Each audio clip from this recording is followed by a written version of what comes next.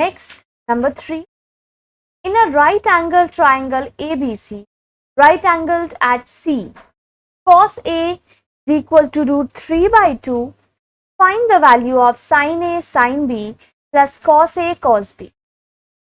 समकोण त्रिभुज ABC में कोण C समकोण है तथा cos A is equal to root 3 by 2 है. sin A sin B plus cos A cos B का मान ज्ञात कीजिए. अब देखिए क्या गिवन है हमें क्वेश्चन में, cos A का वैल्यू गिवन है, लेकिन हमसे पूछा क्या गया है, sin A sin B cos A cos B. तो देखिए यहाँ पर भी एंगल चेंज हो रहा है ना. अगर cos A का वैल्यू गिवन है लेकिन पूछा क्या गया है, sin B cos B, हमारे क्वेश्चन में एंगल A एंगल B दोनों है. तो सिंपल दिख रहा है, हमें क्या करना होगा, ट्राइंगल बनाना होगा, तीनों साइड का वैल्यू निकालना होगा, उसके बाद ही हम ये सम कर पाएंगे. तो चलिए जो ट्राइंगल ABC की बात की गई है हम लोग बनाते हैं पहले ट्राइंगल ABC.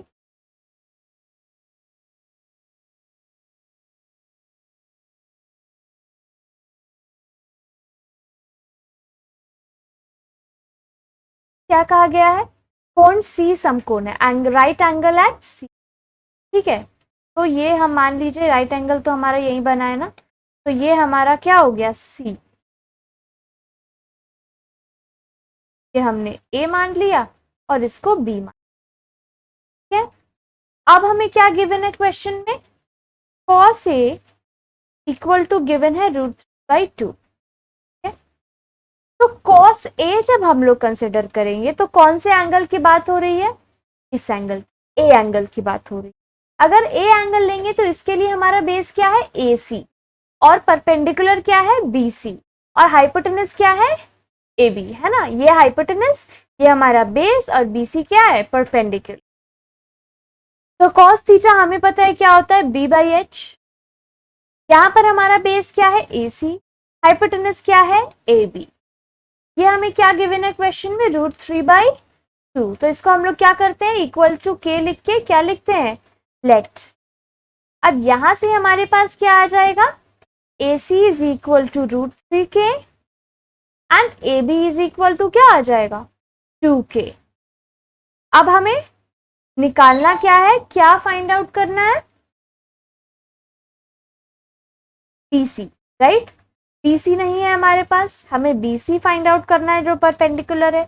कैसे निकालते हैं हम लोग, यूजिंग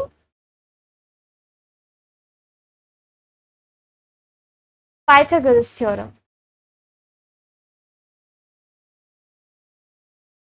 क्या आ जाएगा, क्या पता है हमें, h² is equal to B² plus P². तो ये जो ट्राइंगल है हमारा H क्या है, यहाँ पर AB है ना H, तो क्या लिखेंगे, AB होल स्क्वायर. इसको हम लोग लिख सकते हैं ना इस तरह से, AB का whole square equal to AC whole square plus BC whole. बस अब वैल्यू पुट कर देंगे यहाँ पे. AB का वैल्यू हमें पता है, क्या पता है, 2K होल स्क्वायर. AC की जगह रूट 3K होल स्क्वायर, और BC हमें नहीं पता है तो उसको एज इट इज क्या करेंगे, कॉपी कर.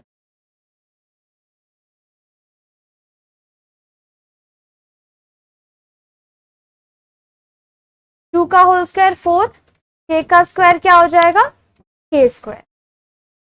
रूट 3 का जब हम लोग स्क्वायर करेंगे क्या आएगा, 3, और K का स्क्वायर K² प्लस ये हो गया BC का होल स्क्वायर. अब सारे K को हम लोग एक जगह लिख लेंगे, क्या आएगा, 4K² minus 3K² is equal to BC का होल स्क्वायर. तो 4 माइनस 3 कितना बचेगा, ओनली 1K². तो BC का whole square is equal to K². तो यहाँ से अब BC का वैल्यू क्या आ गया, K आ जाएगा ना, का whole square equal to K². तो जब BC करेंगे तो क्या होगा, रूट ओवर ऑफ K² का वैल्यू क्या होता है. तो therefore BC is equal to K, AB is equal to क्या था, ऊपर अभी हमने लिखा 2K, और AC इज इक्वल टू कितना था, रूट 3. ठीक है, अब देखिए, अब जो हम लोग ट्राइंगल बनाएंगे उसमें हम लोग क्या करेंगे, लिख देंगे कि सबका वैल्यू हमारे पास अब आ चुका है।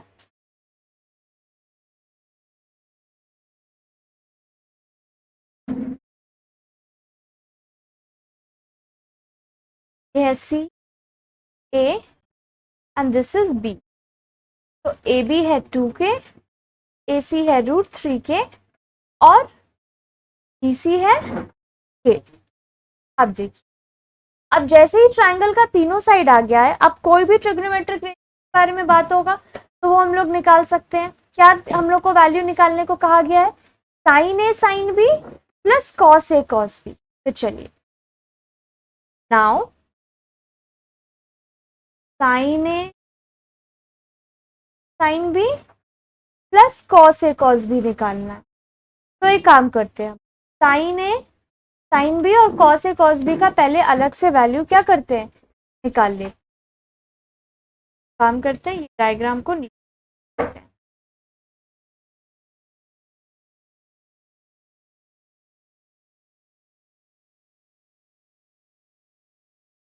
ठीक है, अब देखिए साइन का हमें पता है क्या होता है फॉर्मूला, p/h।